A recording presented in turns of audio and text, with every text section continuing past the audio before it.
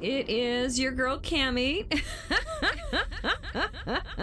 And I want you to know that when I listen to the radio, okay, I listen to Reese on the radio because it is a radio and Reese is on it, okay?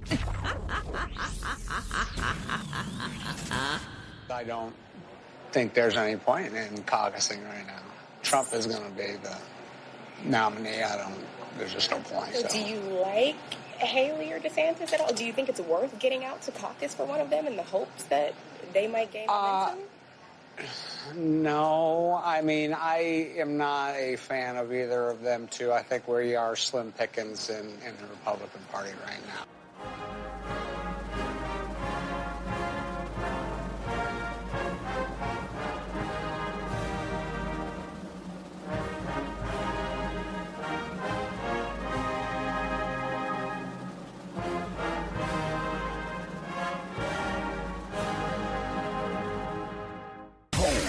Reese on the radio. Whack FM. All right, ladies, buckle up. It's showtime.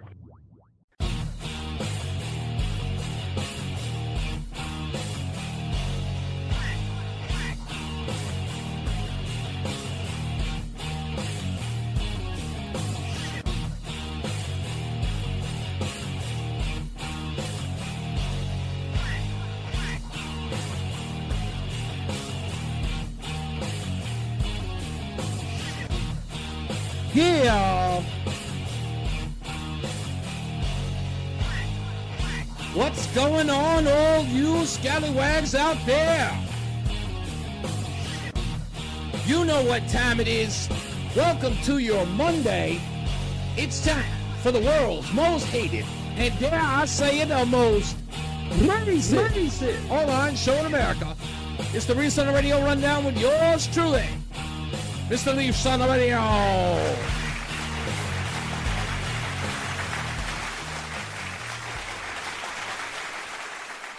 What's going on, everybody? What is going on with you? I hope you've had a wonderful weekend. I'm like sneezing over here like crazy, so if you hear me cut off my mics, because I don't want to sneeze on the microphone. Folks, today you are going to learn why I hate the weekend, okay, and why I love Mondays. You know, they got some people out there like Garfield who say, I hate Mondays. Nope, not Reese on the radio. I love Mondays. It is on and popping on Monday. Hello, Carl. Today I was greeted with wonderful news, and what I mean by that is finally. And I mean finally, these trolls got what they wanted. Somebody said Donald Trump was on Pedo Island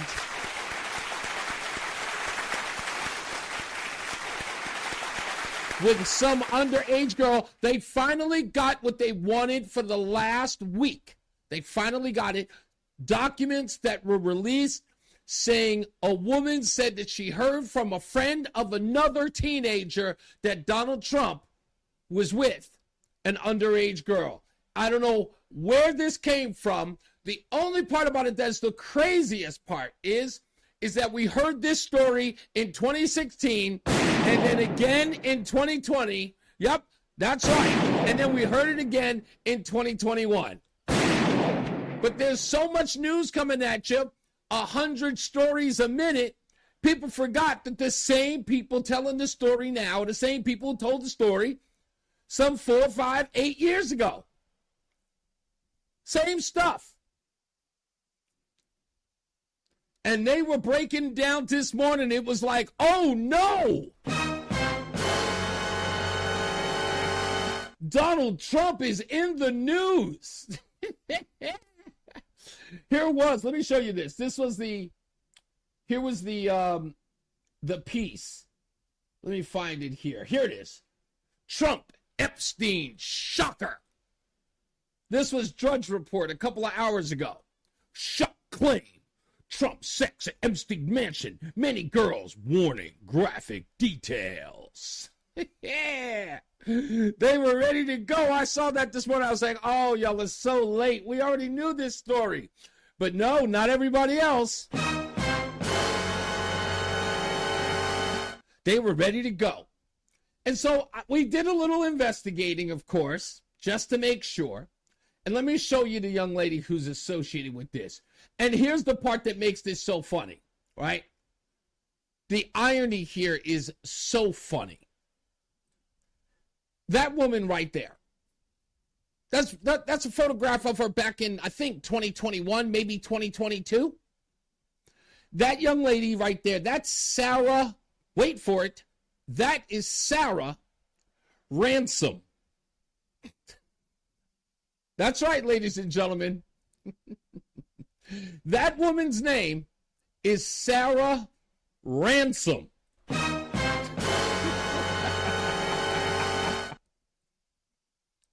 And Sarah Ransom here,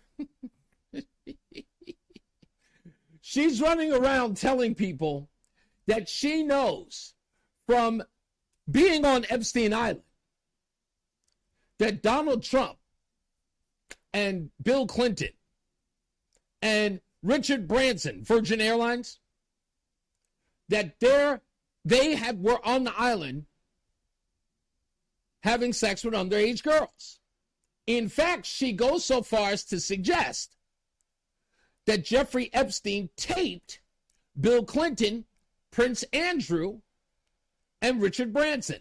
No mention of Trump. No mention of Trump. Now, here is the interesting part on all of this, ladies and gentlemen, and that's this email in 2016 that Sarah Ransom, don't forget her name. You have to do this every time you say your name. Sarah Ransom.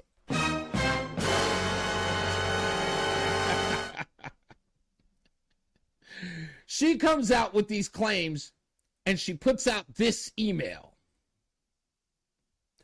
That email, for those of you listening on the podcast, she says, I will make sure that neither that evil B word, Hillary, or that pedophile, Trump, gets elected.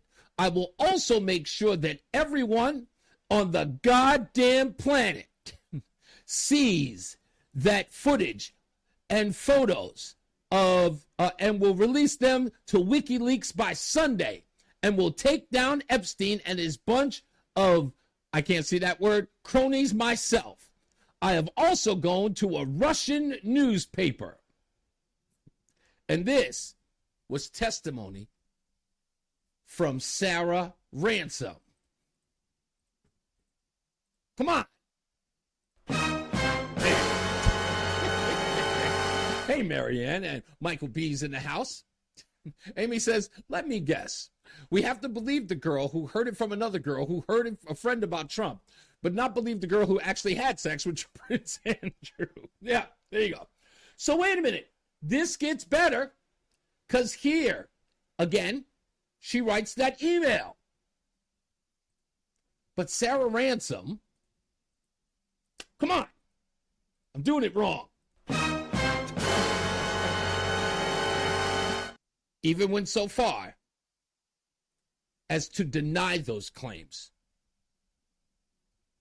to a New Yorker magazine in 2019, 3 years later.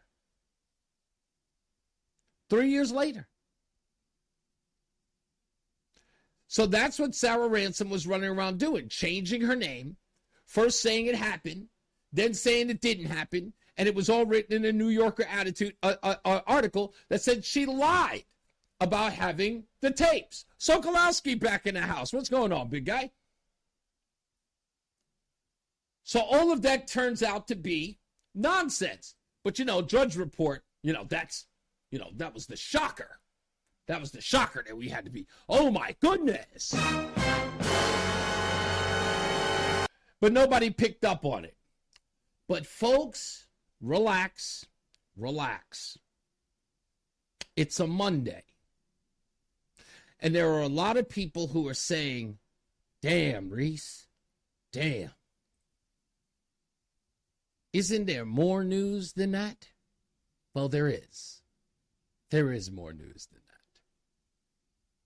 And this one is a real shocker. And I want to thank my good friend White Mike for this heads up. Sit back, folks. Sit back. Anybody know who Fannie Willis is? Anybody? Name ring a bell? She became very popular last year. Yeah.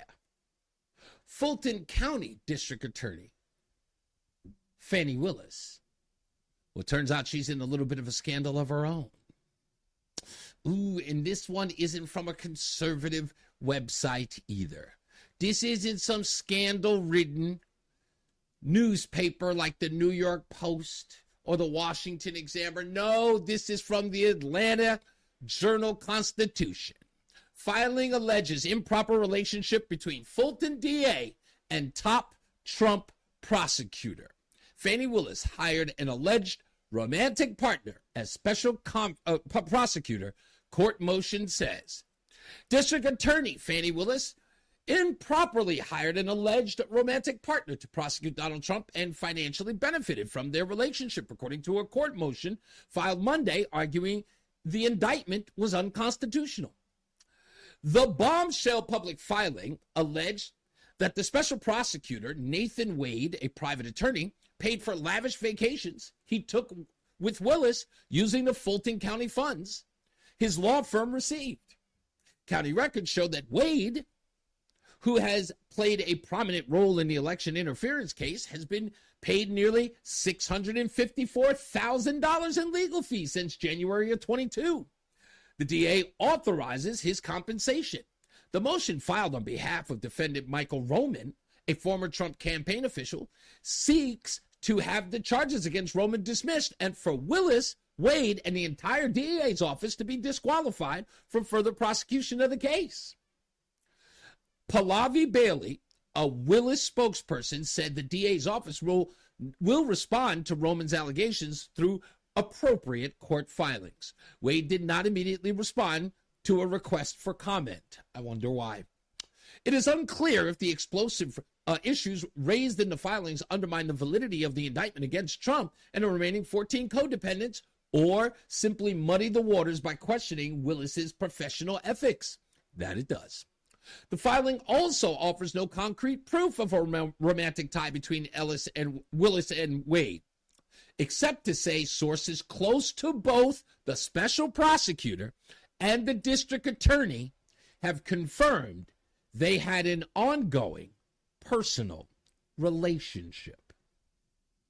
It alleges that Willis and Wade have been involved in a romantic relationship that began before Wade was appointed special prosecutor.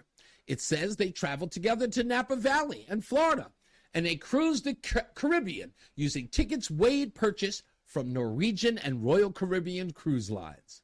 Although the filing did not include documentation of those purchases, the motion also said the checks sent to Wade from Fulton County and his subsequent purchases of vacations for Willis could amount to honest services fraud, a federal crime in which a vendor gives kickbacks to an employer. It is also possible this could be prosecuted under the federal racketeering statute as well. Isn't that interesting? Roman's lawyer, a Marietta attorney, Ashley Merchant, wrote that, listen to this quote, "The motion is not filed lightly, nor is it being filed without considerable forethought, research, or investigation. A la, we've got the goods." But the issue had to be raised and must be heard because the issues strike at the heart of fairness in our justice system, and if left unaddressed and unchecked, threaten to taint the entire prosecution of this case, invite error, and completely undermine public confidence in any outcome in this proceeding.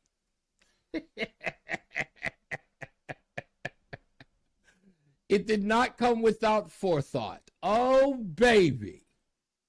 Now, if I must make this clear to everyone else who is talking about Donald Trump in the scandal, Now you got drama. Now you got drama.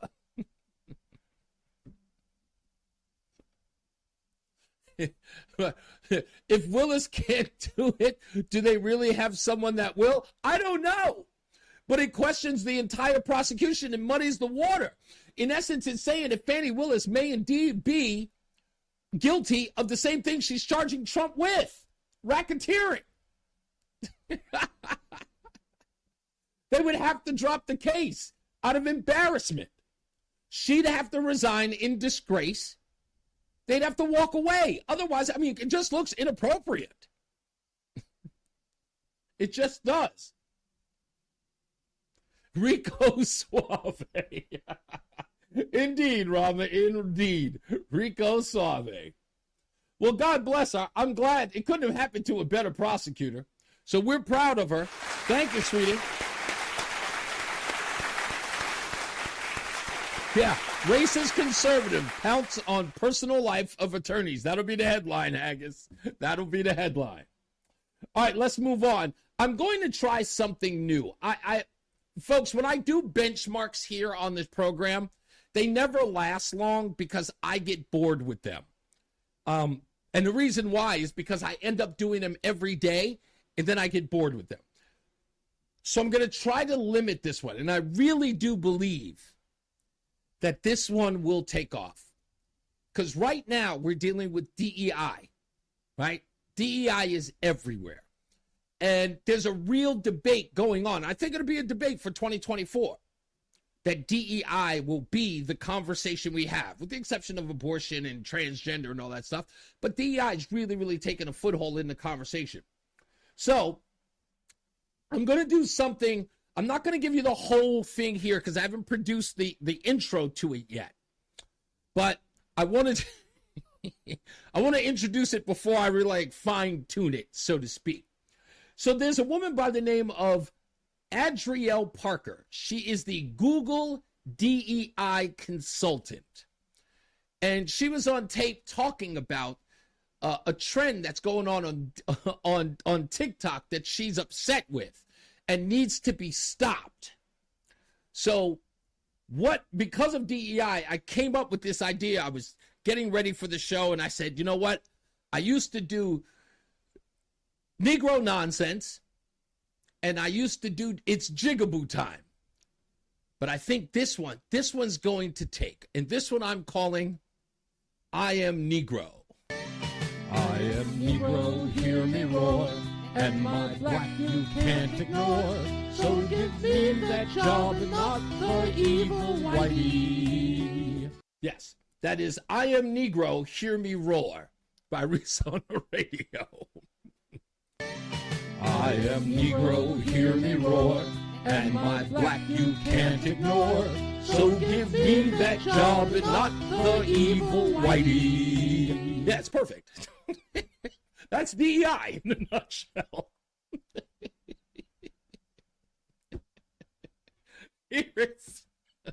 I've got a whole thing planned on the intro and everything. Here's Adrielle Parker complaining about the new trend on TikTok. In the year of 2023, it also amazes me how many people are like, well, I don't see color, or it would be so much better if we just didn't worry about someone's skin tone. You as an individual are contributing to the problem because our broader society sees color, and it's not just physically seeing a color. There is so much more to it than just that. And if you don't understand that, you are again part of the problem. I don't get it. So you're a part of the problem because you don't see color, and it's more than just color. Well, it can't be both. So in essence, what she's saying is that her color means something, and it's always the same thing. It's always oppression. It's always second-class citizenship. Color means something. So looking at her color immediately, it's a mutable characteristic that only means one thing. And that's what she's saying here. She's made it very clear. By not seeing color, you don't see her because who she is her color. So much more to it than just that. And if you don't understand that, you are again part of the problem. And it's just to keep telling people that over and over is so frustrating. And I was just on TikTok, and there's a trend where parents are teaching their kids not to see color, quote unquote. And I'm like, okay, so the next round of people that are going to be joining our workforce, this next generation, are going to be dealing with the same issues that we're dealing with now. Because to say you don't see color, you don't see me. That's it. You don't see color, you don't see me. And I am nothing more than my color. Right? I mean, that's it. That's the bottom line. So, and this woman works for this woman works for one of the biggest companies in the world, Alphabet, owner of Google.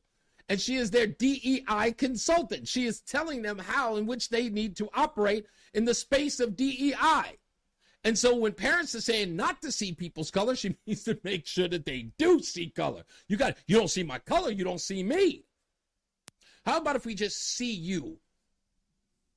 Because of that horrible natural. I mean, I can see you.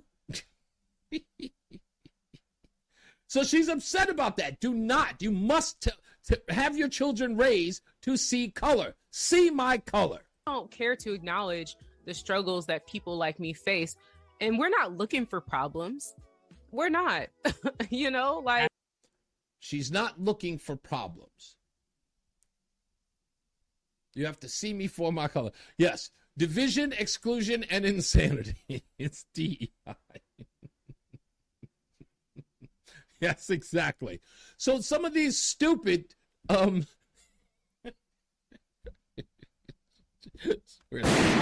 Mike, you're the worst.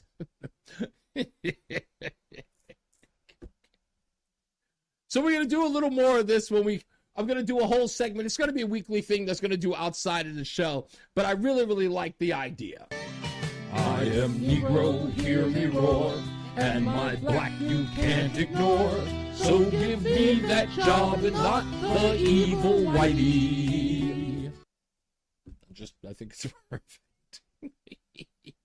The blacks are going to love that. Speaking of the blacks loving that, I thought this was interesting. This I found incredibly interesting. And before I play the clip, I got to play the introduction to the clip. So as a cracker, can I sing along? Yeah, you can sing along, Michael B. Yes, none of this is making people less racist. Of course not. Of course not.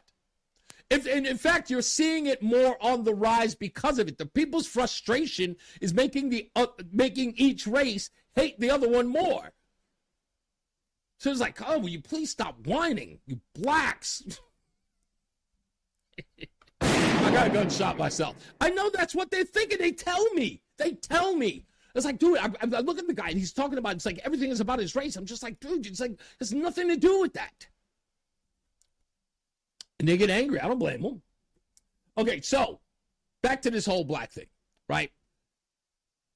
James Clyburn, congressman from South Carolina. He was 100% instrumental in getting Joe Biden to win the South Carolina primary in 2020. Absolutely instrumental in that. His support of Joe Biden was not just a lifeline, but, I mean, it literally grabbed him from all of the other contenders. Clyburn did not endorse the two other candidates of color, at least black ones, according to everyone, Kamala Harris or Cory Booker. He went directly to Joe Biden. And Dana Bash on Inside Politics was introducing the clip that I'm about to play you with Clyburn talking about Joe Biden. I'll get to what that was about in a second. But I want you to listen to what Dana Bash says about Joe Biden after getting Clyburn's endorsement in South Carolina. Listen closely. Clyburn, for those who don't remember, kind of single-handedly resurrected Joe Biden's political career before the South Carolina primary 4 years ago, endorsed him and helped get him elected, and then Biden never looked back. Did you hear that?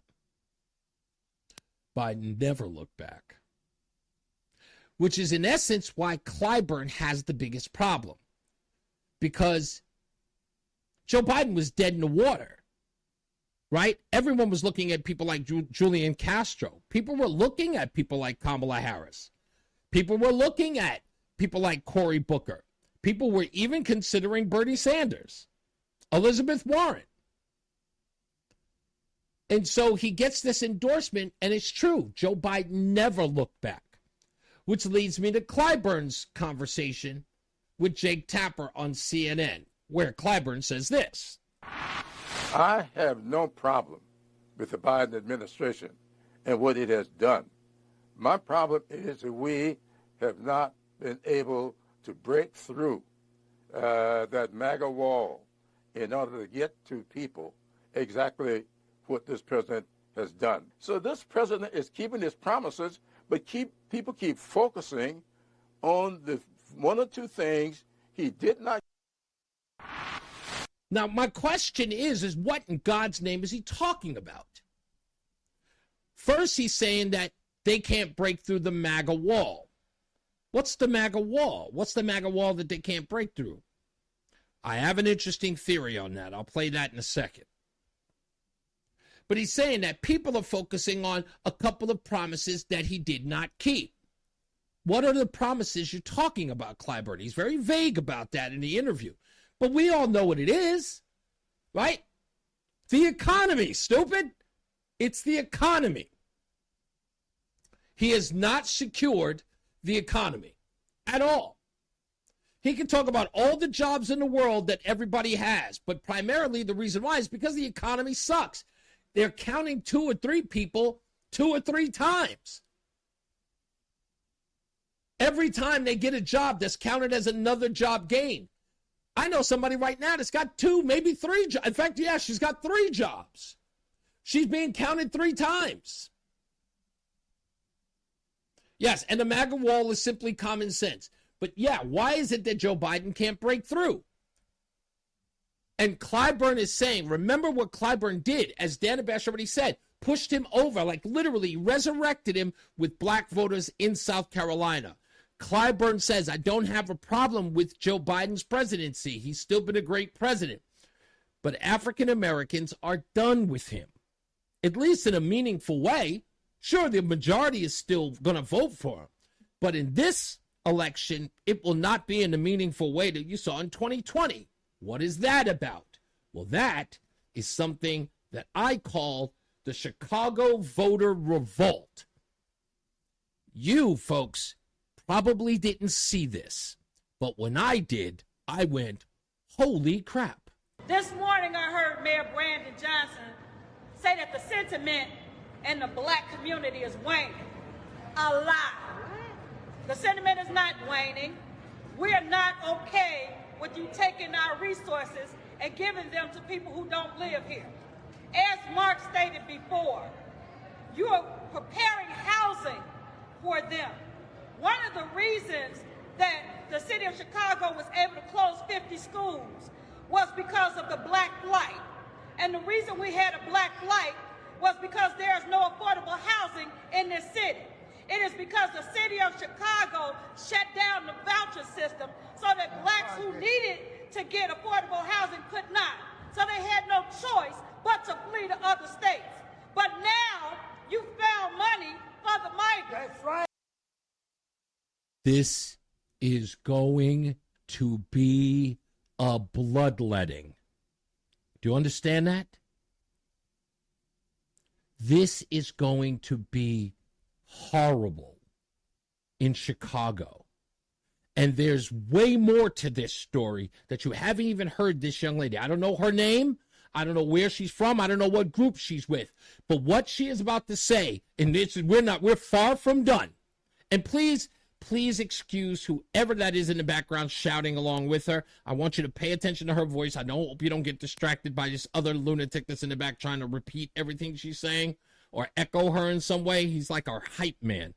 But listen to what she says, because what she says is really, really considerable. We're calling foul. And then another thing you said was that the faith-based leaders were helping to bring around the sentiment. We haven't paid attention to faith-based leaders since Dr. Martin Luther King. And guess what? We're not listening to them now. We understand that they are bought and paid for. We understand that you control the narrative that they are trying to speak about. So let me just say this to you. We're not listening to them the same way we're not listening to you. What you're doing is not okay. And let me just say this other thing. Emerson Park is still closed. And our mayor has decided that because we didn't support migrants coming to our park, we just ain't gonna have a park. I call foul, Mayor. You love to stand around and talk about how you're a black man. That's all you are, is a black man. And we know that all black folks ain't skin folks. And those of us who didn't know that, you're giving us a great lesson. So we thank you for that. No, the sentiment has not changed. We are still for black people. We are still for this city supporting us. We're still for black people getting the same set asides that these migrants are getting. Oh, excuse me, not migrants, because what they are is illegal foreign nationals. Do you understand what's happening? They're in City Hall, by the way. This isn't, people are saying that it's quiet. Just because the national news media isn't picking it up, trust me, everybody in Chicago is talking about this. Every place I look, there is she's really close to grabbing a tiki torch and chanting, "You will not replace us." Yeah. Oh, no. Listen to me. White Mike, it gets better. It gets better. I thought, listen, if you think this is great, it gets better. It gets way better. They are not migrants. They are not coming here legally. So just because you put lipstick on a pig, it's still going to be a pig. Yeah. So we are not backing down. We were quiet for a minute. I know you thought that the sentiment has changed. It has not. And like I tried to remind people, not only did I support Brandon Johnson, not only did I campaign for Brandon Johnson, not only did I give him my money, but I want you to know two things. Number one, I'm not a fan. I have buyer's remorse. Number two, for any independent candidate in the city of Chicago, any Green Party candidate in the city of Chicago, and any Republican candidate in the city of Chicago, now is your time. Oh, baby. That is shots fired, baby. Independent, Green Party, and Republican. Now is your time. Court these people is what she's saying. Because we are done with the Democratic Party. Brandon Johnson, Governor Pritzker, and President Biden have showed us what they think about the black community all over this country. And so we're standing here today to say, okay, if that's what it is, we with it. We don't have to support the Democratic Party. Right. We don't have to continue to support people who are not going to support us. And the Democratic Party here in this city, in this state, and in this country is not supporting us. You got the Republicans on one side and the Democrats on the other side. Guess what? They're part of the same bird. That's right, with two wings. So it doesn't matter anymore which party we go with. But I'll tell you this, I'd rather deal with the snake that's outfitting himself of the Republican Party than the snake that's covered up in the Democratic Party. That's right. We're not going to continue to stand for this. We're not going to continue to allow our state representatives, our congressmen, our aldermen, and our mayor to let us know that we don't matter. Just like you're going to show us that we're going to matter, we're going to show you. It's going to be a great day in the city of Chicago when a Democratic convention comes here, and then they found out in March that a lot of black voters took Republican ballots. I'm sorry, what was that? When the Democratic National Convention comes here and they find out in March that African Americans took Republican ballots? What? What? That's what Clyburn's talking about. Clyburn is probably, they can pretend all day, every day because CNN isn't covering it and because MSNBC isn't covering it. They can pretend all day that because no one's covering it, that no one sees it happening. But Clyburn knows. Clyburn's checking the African-American vote every day. He's checking the poll numbers of African-Americans.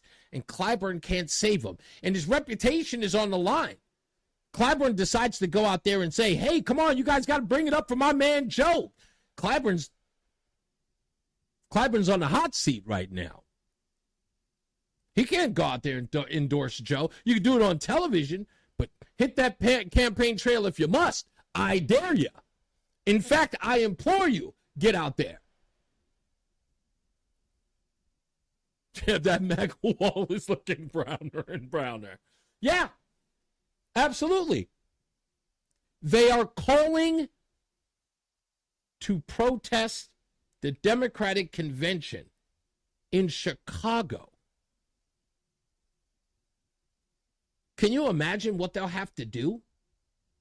They may have to put barricades up to keep people from outside of the convention hall. That's what they have to do. They may have to do that.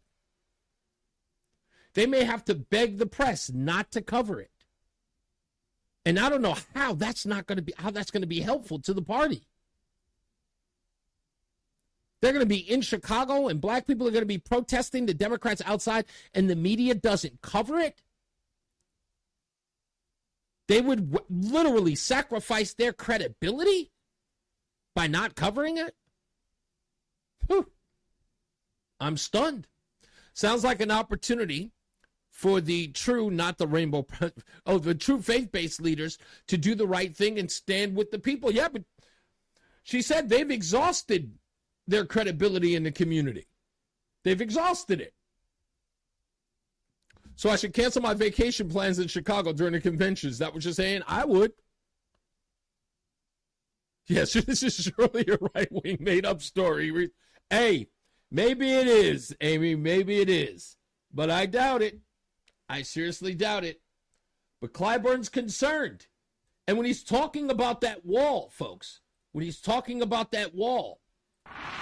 I have no problem with the Biden administration and what it has done. My problem is that we have not been able to break through that MAGA wall in order to get to people exactly what this president has done. So this president is keeping his promises, but people keep focusing on the one or two things he did not get accomplished. Yeah, they keep focusing on the one or two things that he didn't, that matters to them, Clyburn. You're upset about what they keep focusing on. Why don't you find out why they keep focusing on it?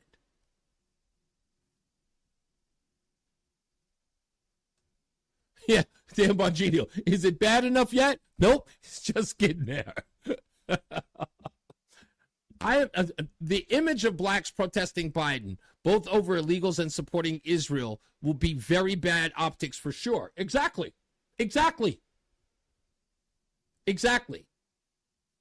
It would be a failed leadership issue. And again, this is, I want to make this abundantly clear. Folks, I said this before, that the news media doesn't want Donald Trump to be the candidate. They're really pushing for Nikki Haley. It's not that you don't know that. What I find interesting are laymen, like guys who claim that they know something about politics who don't understand this. This is a revenge campaign. You may not like that terminology. I don't give a damn whether or not anybody likes that terminology. The fact is, it is. I want you to put it under this scenario. Imagine you are a Trump supporter in 2020. I have to start from 2016. It's 2016, and you vote for Donald Trump strategically to win the Electoral College, with 63 million votes. After you're inaugurated in 2017, you spend 4 arduous years of being maligned, lied about, attacked in the mainstream news media. COVID comes 3 years in, destroys everything that you've done that was positive, even though you were getting no positive recognition for it in the media at all. And with all of that, you're impeached twice. And the election rolls around, and you get 75 million votes. Okay? That is 12 million more after the first election. And then you hear suspicious rumblings and documented evidence of really shady stuff going in all around the country. All around the country. A campaign that, beyond a shadow of a doubt, you had to win. You got 75 million people, even though you've been bombarded. Imagine if you had good press, 63 to 75. You probably would have toppled 81 million votes, all things considered. But you get 12 million more in a 4-year, a tumultuous 4-year period, right? And then you lose. And then you have a rally. And then that rally is turned into an insurrection. And it gets worse and worse and worse. And you decide, and you don't think that the American people, those 75 million people who voted for him in 2020, who believe that Joe Biden, by the way, you've suffered 3 years under the administration you think cheated. And they've made your life worse. They've been the biggest anti-free speech presidency since John Adams, according to Jonathan Turley. And you are dealing with inflation, loss of your business, loss of finances, losses of your 401k. You are struggling, starving, working 3 jobs. And the last guy, life was better. And then 2024 rolls up. And you don't think people don't want their goddamn pound of flesh and their revenge? You don't think they do? You don't think that any of those 75 million people are going, let's get one more bite of that apple? You think they want to do it with Ron DeSantis? You think they want to do it with Nikki Haley? Or they want to do it with the guy that they came in on this whole rodeo? They rode on this guy. No, we're giving this guy another shot. You guys told us it'd be better if Joe Biden became president of the United States. He was. He wasn't. No. We got a chance to get this guy back. This is revenge. Let's get one more crack at it. What happens when you lose a pickup game in basketball and you lose, and you know you got the stuff? He's like, no, let's go one more. Let's go one more. I know I can beat this guy. Let's go one more. That's how people are. That's who we are. So when MSNBC goes to Iowa, and for some odd reason, MSNBC is really, really harping on Nikki Haley. They asked this one Iowa caucuser, what's your deal? Don't you like Nikki Haley? And that went south.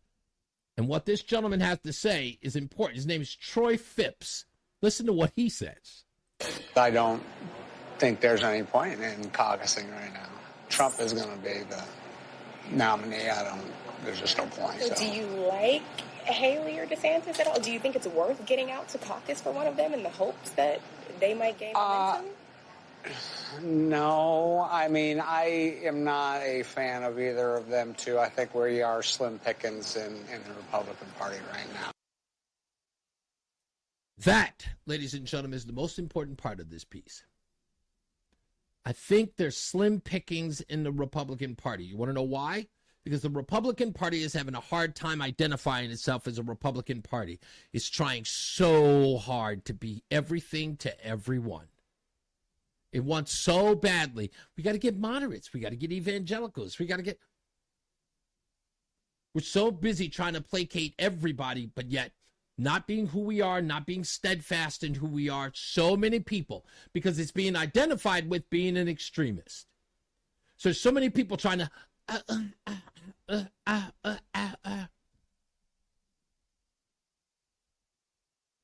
they're weak-kneed.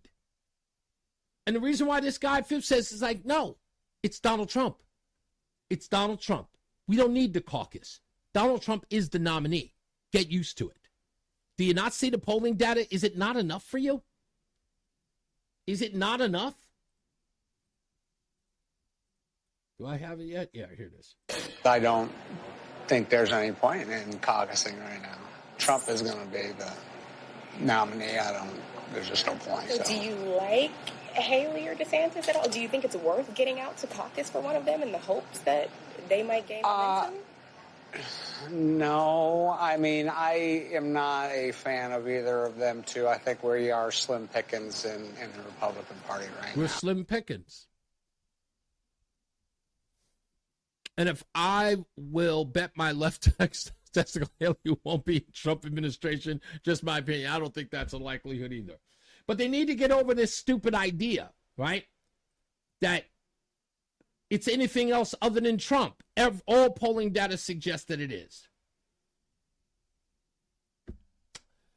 I'll save that for later. I want to get into this piece because this is important.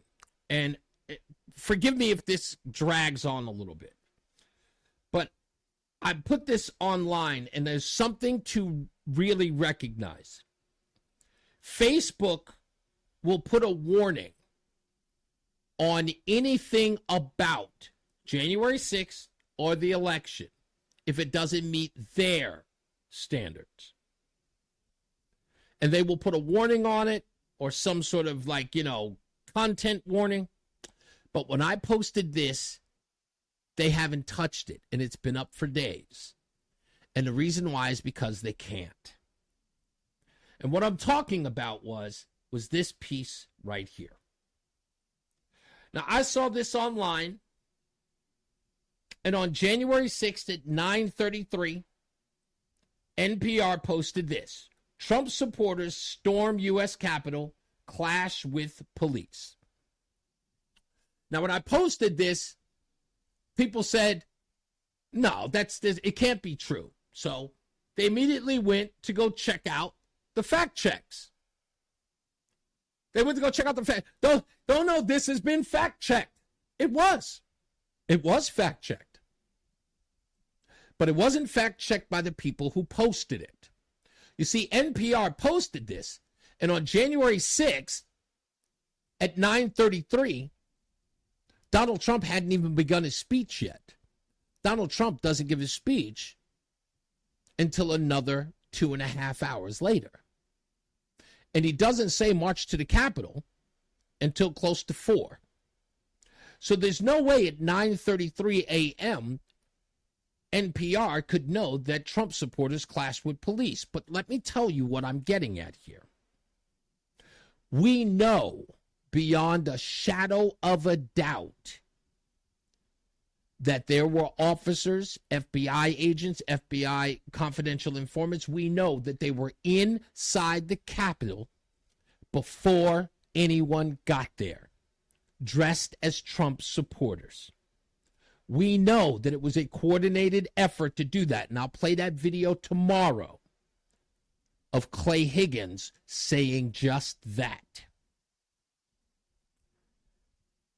So NPR, which is a government-run news organization, that is state-run media, they had this headline at 9:33, hours before anyone ever approached the Capitol. That is a fact. It cannot be denied. Now, the interesting part of this article is right here at the bottom, where it says updated after 3 o'clock. Pay very close attention to that update because this is a subtext underneath the photo, updated at 3:08 Eastern Time.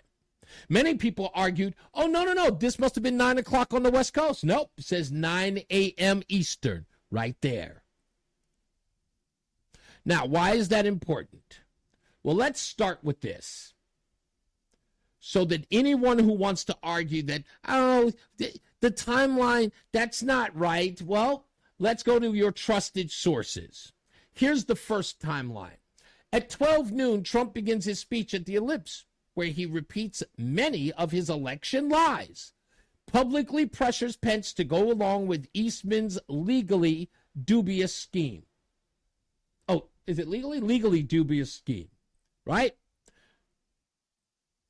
Around 1 p.m., pro-Trump rioters, including members of the Proud Boys, a far-right extremist group, overrun the first set of barriers outside the Capitol and start rushing towards the building. Top White House staffers, including Meadows, are quickly alerted by the U.S. Secret Service that the police lines are collapsing at the Capitol.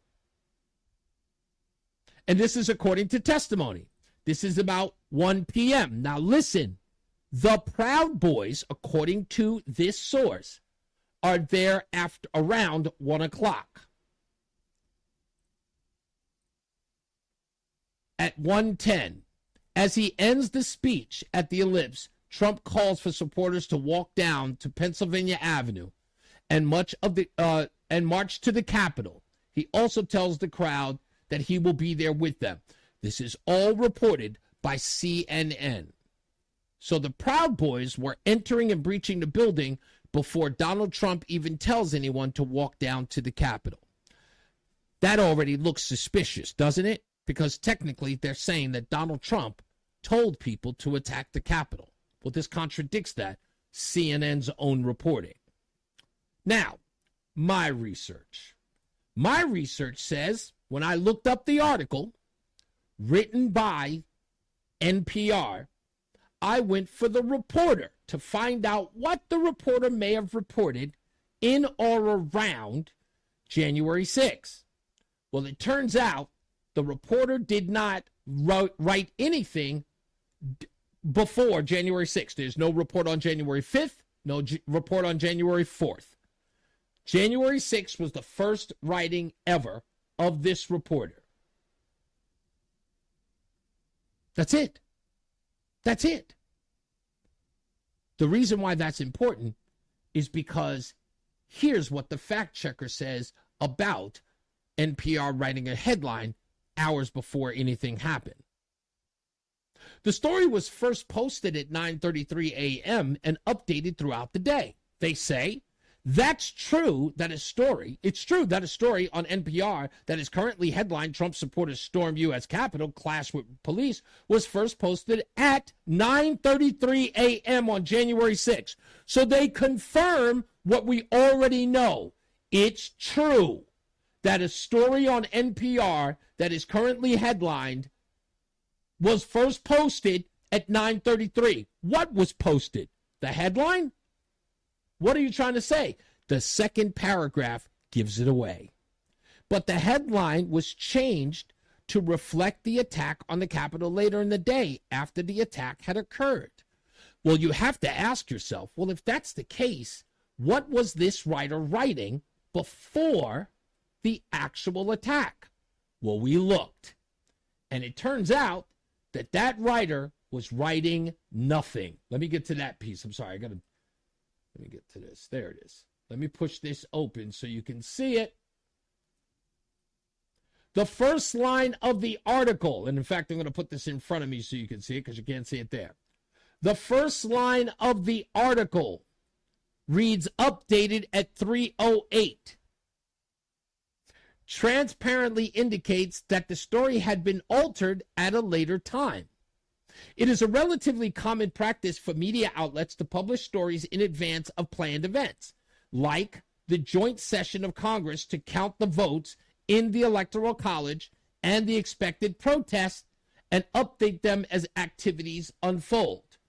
Well, yes, if the person is writing the article and it is being updated as we go on, that means that that story, if you look at the bottom of it, that story should literally, and let me get this out of the way, that story should be a bottom to top headline. In other words, if you search south of the story, you'll find out what the original reporting was and then has the events escalated to where we are at 3:30. We checked the article. It isn't there. It's nowhere to be found. There is nothing, and I mean nothing, that says that in the article. Nothing. So then we went here. We went to the Wayback Machine. And guess what the Wayback Machine says? Try this on for size, ladies and gentlemen. The Wayback Machine says nothing. The headline was not about the attack on the Capitol. What was the headline? They can't find it because it didn't exist. See, you could go back to the Wayback Machine and find the headline. It would have to be there. If you posted it, the internet is forever.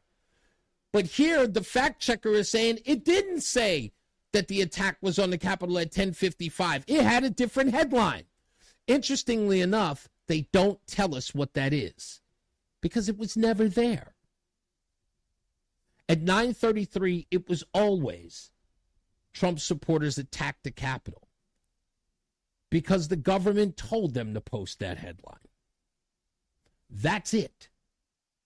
That has always been the case. And they haven't been able to show us in any way, no meaningful way, of the reporter writing a separate story. Now, here's where it's really important.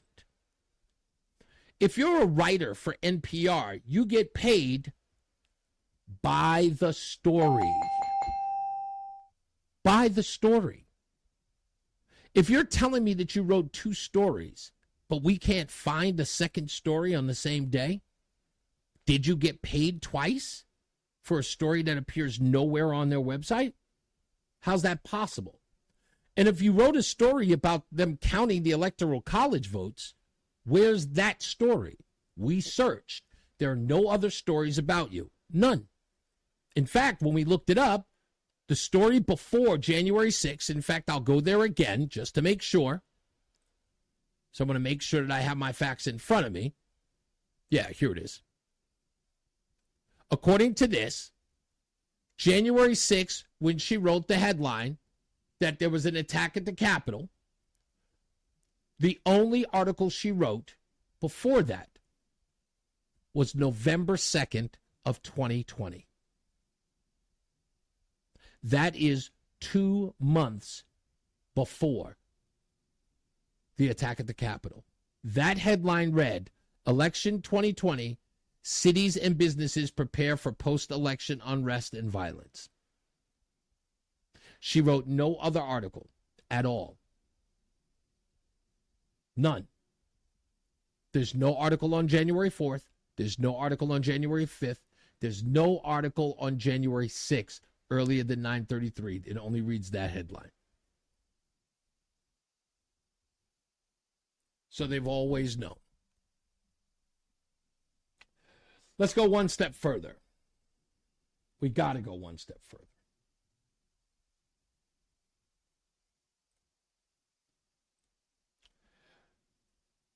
So when I posted this on Facebook, what is it supposed to say if the story is untrue? It's supposed to say lacks context. It's also supposed to say NPR addressed this story. Well, we searched NPR and we called them. NPR would not respond.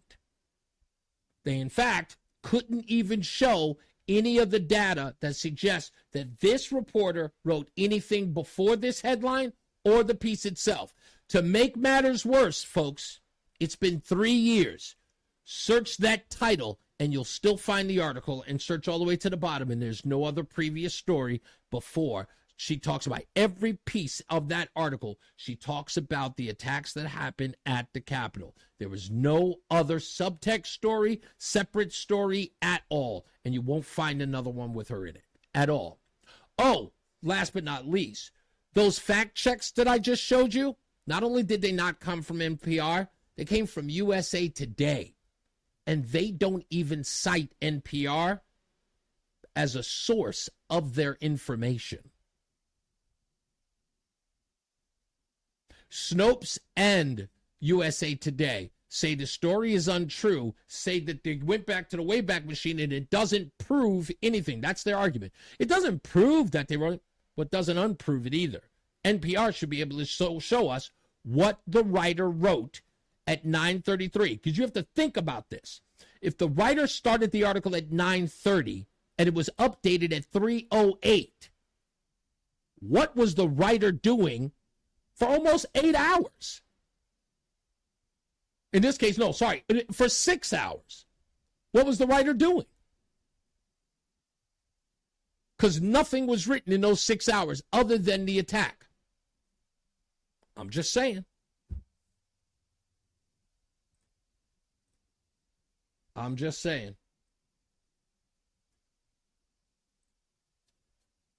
If you need to understand how bad the media is, let's try this one on for size. CBS's Margaret Brennan of CBS, the Face the Nation program, was talking to Speaker of the House Mike Johnson. And what's been really important to the news media is to suggest that if you don't agree with the results of the 2020 election, you're an election denier. Okay? And Margaret Brennan wanted to make that point to the Speaker of the House in a gotcha question. Listen closely to what happens. Back in 2021, you were the lawmaker who circulated the legal brief known as the Texas Amicus Brief, challenging the 2020 election outcome in a number of states, which by CBS editorial standards makes you an election denier. That's nonsense. Well, can I get you on the record on that? I've always been consistent on the record. Did you read the brief? Did you get a chance to read what we filed with the Supreme Court? Well, I have read extensively some criticisms of that. You read commentary about the brief, but not what we submitted to the court. But you recognize that President Biden won. That's right. That's exactly right. Thank you, Michael B. She didn't even bother to read it. She never read the brief. I've always been consistent on the record. Did you read the brief? Did you get a chance to read what we filed with the Supreme Court? Well, I have read extensively some criticisms of that. You read commentary about the brief, but not what we submitted to the court. But you yeah, because the media has no interest in reading the actual info. They like reading the preferred subject of what Republicans do. Oh, the Democrats criticize it. Let's read that. Here's another example of that. Kristen Welker, new host of Meet the Press, talking to Elise Stefanik about another comment that a Republican made, Donald Trump, about poisoning the blood of our country. I want to ask you about something that former President Trump recently said. He referred to migrants as, quote, poisoning the blood of our country. This is language that the Biden campaign, others, says, quote, is parroting Adolf Hitler. Are you comfortable with former President Trump's comments? Now, for those of you who don't understand how this journalism thing works, the objective reporter here is never supposed to suggest that another subject is giving the honest assessment of the claims. In essence, the Biden administration thinks that what Donald Trump said sounds like Adolf Hitler. Do you agree with the Biden administration? That's all. Instead, Kristen Welker asked the question to suggest that she agrees with the assessment by the Biden administration. Are you troubled by what Donald Trump says? In essence, affirming what Donald Trump said is akin to Nazis. That's what that exchange was about. Listen again. If you don't believe me, listen closely. Ask you about something that former President Trump recently said. He referred to migrants as, quote, poisoning the blood of our country. This is language that the Biden campaign, others, says, quote, is parroting Adolf Hitler. Is parroting Adolf Hitler. All you have to do is ask Stefanik, do you agree with their assessment? Kristen Welker doesn't do that. Do you find Donald Trump's words troubling? She's already said it. She lined it up. I agree with the Biden administration. Do you find them troubling too? Are you comfortable with former President Trump's comments? Are you comfortable with President Trump's comments, which again suggests Donald Trump's comments are troubling? Well, yet again, we have the media, which is so biased, which is reiterating whatever the talking points the Biden campaign is giving.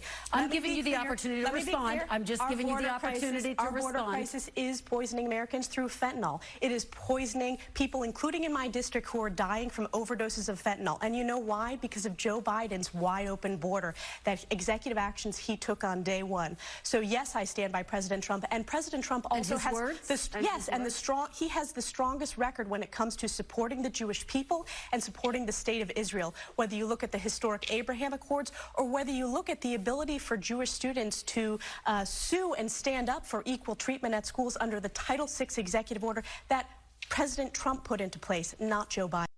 That's right. I love that. I love that she took her to task with that.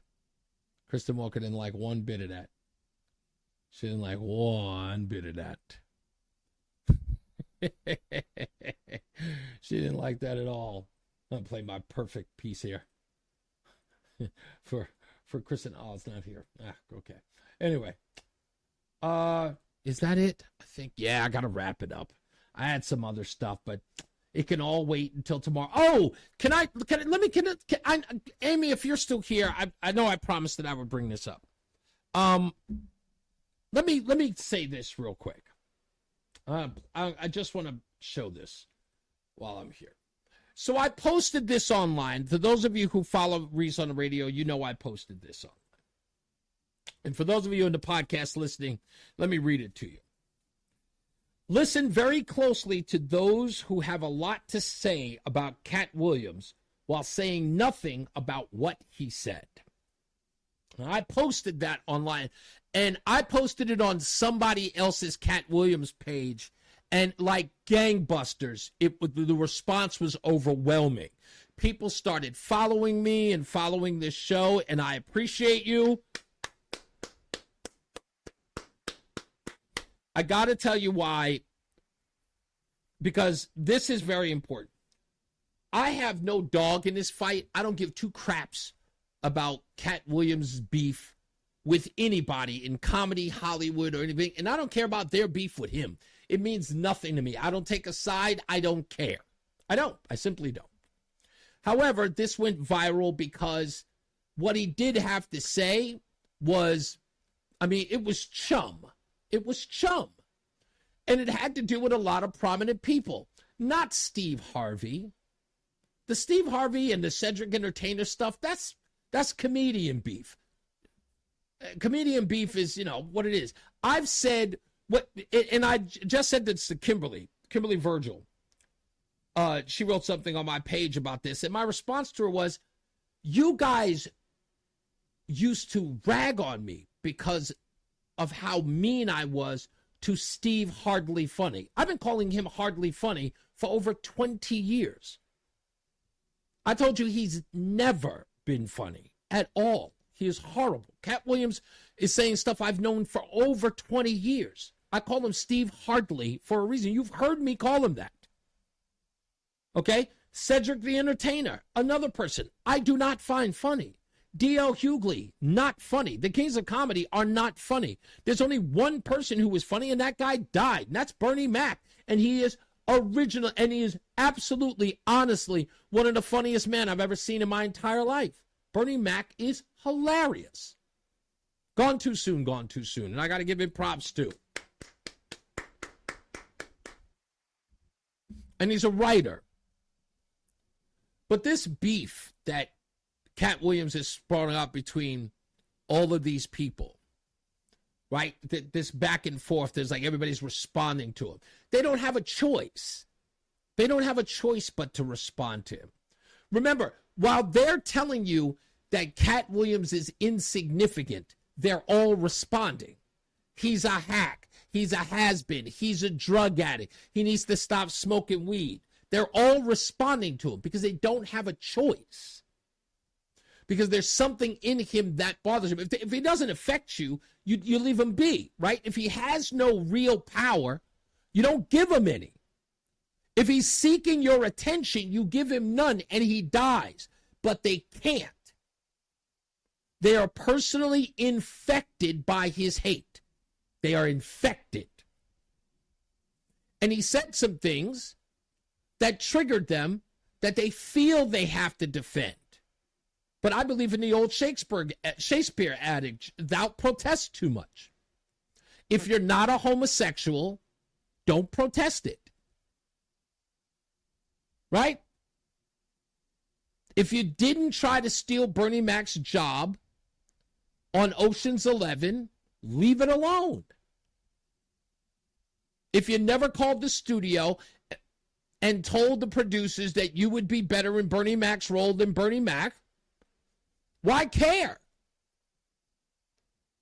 If you really, really made it on your own and you weren't a plant, why are you responding to it? And these are comments, like Kevin Hart and all nine else. Donald Faison, most of the people that he went after attacked him, and they've attacked him for a while. And people keep saying, it was like, oh, he said these things about people that never said anything about him. Clearly, you have not been paying attention. He went after Donald Faison. Faison went after him years ago. He went after Faison for the first time after years of Faison ragging on him, saying that he wasn't funny. Faison Love has never had a comedy special. He says they're easy to get. He's had none. It's just that simple. He went after P. Diddy. Why?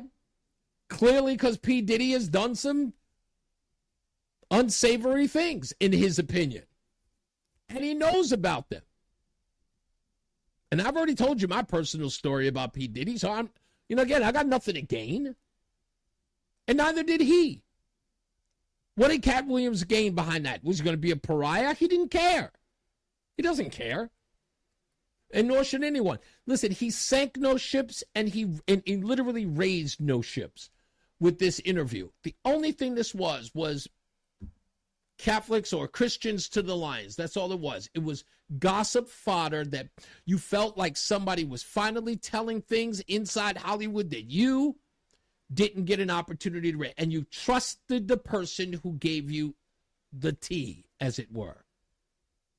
Because Cat is in that world, and he's been in that world, so he's sort of giving you a behind-the-curtains view into stuff that you and everybody else has never had an opportunity to see inside. And that's why people care. And when he went after people that some of these people liked, and I'm talking about the fans here, if you went after somebody that you liked, you're being defensive of it. If you're a fan of that individual, just be a fan. You don't have to worry about what other people think. Just be a fan. Be a true fan. Cat Williams holds no weight. Right? Right?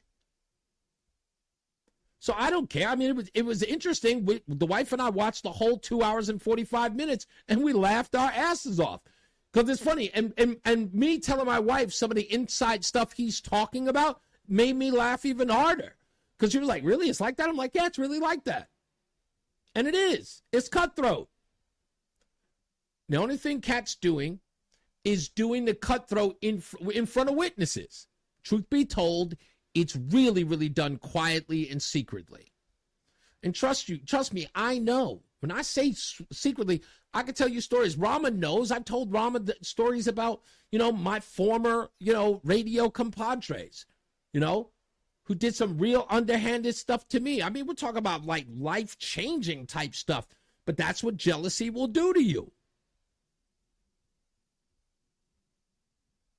It's a lot of real underhanded, backstabbing, throat-cutting evilness. Because it's not about there's a check for everybody. It's everybody wants your check.